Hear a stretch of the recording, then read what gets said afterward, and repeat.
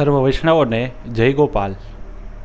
આજરોજ શ્રી જમનેશ મહાપ્રભુજીની બેઠક બારામતીએ જે એક ત્રિદિવસીય સત્સંગ ગાથાનું આયોજન કર્યું છે, જે ગઈકાલે અને આવતીકાલ સુધી રહેવાનું છે, જે સાંજે 7:30 થી 10 વાગ્યે સત્સંગ ગાથા પાછળનું આયોજન કે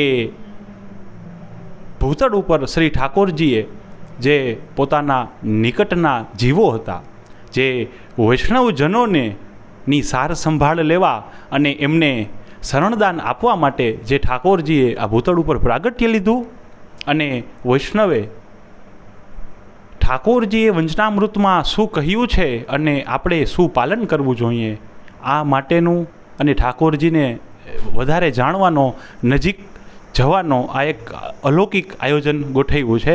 તો સર્વે વૈષ્ણવ વૃંદ પધારે છે અને સર્વે પધારો અને આનો અલૌકિક લાભ લ્યો. જય ગોપાલ.